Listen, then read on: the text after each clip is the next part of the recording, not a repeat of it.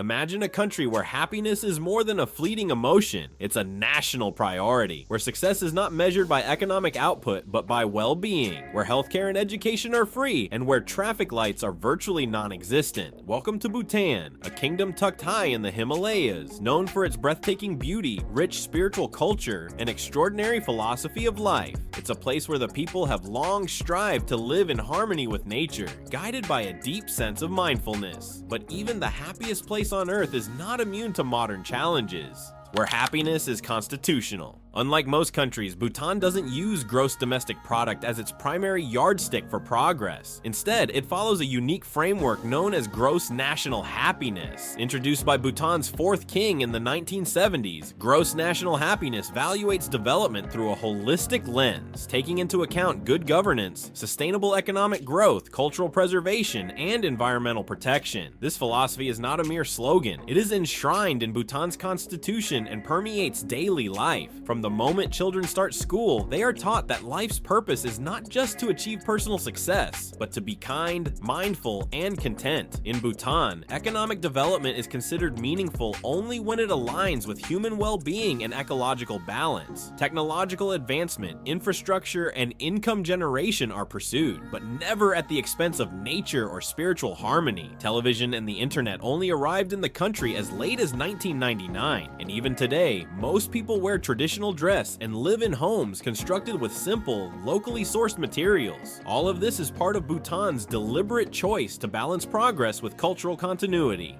A silent exodus. Bhutan, known for its peaceful way of life, is facing a quiet crisis. An increasing number of young, educated citizens are leaving in search of better opportunities abroad. Despite deep cultural pride, limited job prospects, and slow economic growth leave many feeling unfulfilled. Dr. Lotai Chering, head of Bhutan's urban initiative, acknowledges challenges like a shrinking workforce and economic stagnation. Bhutan's agrarian economy and modest infrastructure struggle to meet the needs of a modernizing population, leading to a steady brain drain that threatens the nation's future. Gelephu Mindfulness City. To address this crisis, Bhutan's king, Jigme Khesar Namgyel Wangchuck, has proposed a bold and unprecedented solution: the construction of a new city. In December 2023, he unveiled plans for Gelephu Mindfulness City, a visionary urban development project spanning an area roughly the size of Hong Kong. But unlike the flashy smart cities of the Middle East or Southeast Asia, GMC is not designed to attract billionaires or dazzle with towering skyscrapers. Instead, it aims to fuse ancient Bhutanese wisdom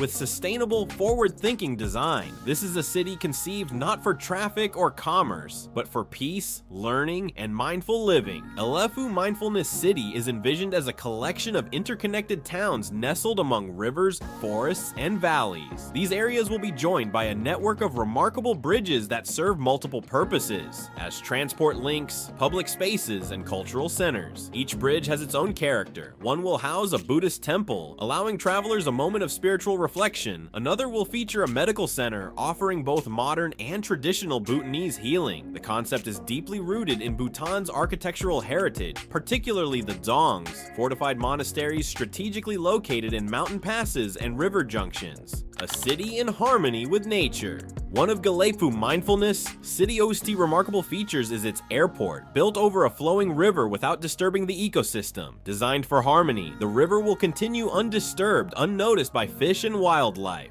The terminal uses locally sourced glulam beams, inspired by traditional Bhutanese pillars, allowing for modular, low-carbon construction. Lush greenery, courtyards, and trees inside the terminal offer a tranquil, mindful space for travelers. Most inspiring is the king's hands-on involvement, joined by his children and citizens nationwide. Volunteers, from farmers to officials, are contributing labor, food, and harvests, making GMC a true people's project. The dam with a temple. Another extraordinary component of the project is a hydroelectric dam designed with stepped terraces inspired by India's ancient step wells. It won't just generate power, it will be a place where people can walk, gather, and pray. At the center of the dam will be a Buddhist temple, perched like a spiritual lighthouse over the valley. The symbolic fusion of energy production and spiritual reflection makes this dam a profound representation of Bhutan's priorities. Hydropower already plays a central role in Bhutan's economy, providing nearly all of the country's electricity and making it one of the world's few carbon-negative nations. In fact, Bhutan's environmental commitment is written into its laws, which require that at least 60% of the country's land remains forested at all times. Gelephu's development is aligned with these values, demonstrating that sustainable infrastructure can coexist with environmental stewardship and spiritual reverence. Flooding, the city becomes a sponge.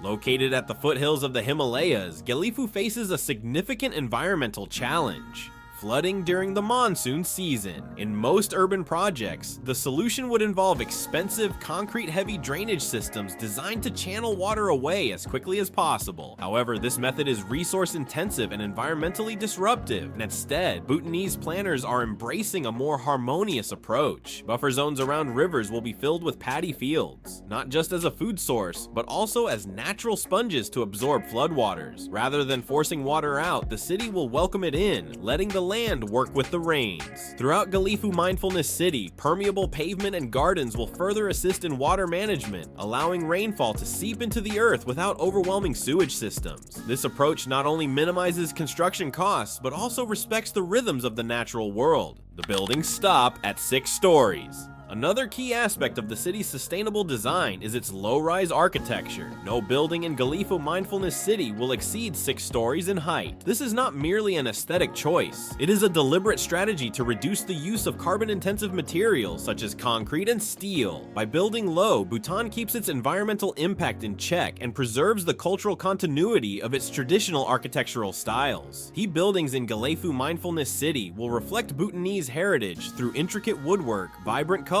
and sloping roofs, all adapted to modern construction standards. This architectural identity ensures that Gelephu doesn't become a soulless copy of Western cities, but rather a living expression of Bhutan's unique character. What's the catch? For all its ambition, Gelephu Mindfulness City faces significant hurdles. Bhutan simply doesn't have enough engineers, designers, and specialists to build such an advanced city on its own. Officials are refreshingly transparent about this fact. They acknowledge the need to partner with global experts, not just to build the city, but to learn from them. The long-term vision is that Bhutanese professionals will gain experience, knowledge, and confidence by working alongside international collaborators. Decades from now, the hope is that Bhutanese architects and planners will become global experts themselves, traveling the world to advise others on how to build cities that prioritize mindfulness, sustainability, and culture. Rather than isolating itself, Bhutan aims to become a teacher of the values it holds dear. A city for the people, by the people. Unlike many new urban developments that become exclusive enclaves for the rich, Gelephu is intended to serve all Bhutanese, from farmers and students to monks and officials. It is being built not just as a city, but as a national movement. The involvement of ordinary citizens, the king's leadership by example, and the spiritual vision behind the city make Gelephu Mindfulness City a uniquely Bhutanese response to the global urbanization crisis. While many countries build cities for profit or prestige, Bhutan is building one for purpose, to retain its youth, support its economy, preserve its culture, and live in balance with the earth. When will it be ready? The goal is to complete the infrastructure within a decade, but speed is not the primary objective. Bhutanese planners are determined to do it right rather than fast. Every bridge, every garden, and every building is being carefully designed to align with national values. And while the project will take time, its impact could be profound. If successful, Gelephu Mindfulness City will not only reinvigorate Bhutan's economy and inspire its youth to stay, it will offer the world a new model for what cities can be. And that's the incredible story of Bhutan's Mindfulness City. If you found this video inspiring, insightful, or just plain fascinating, go ahead and hit that like and make sure to subscribe. Thanks for watching, and until next time, stay curious, stay mindful, and keep building a better world. See you in the next one.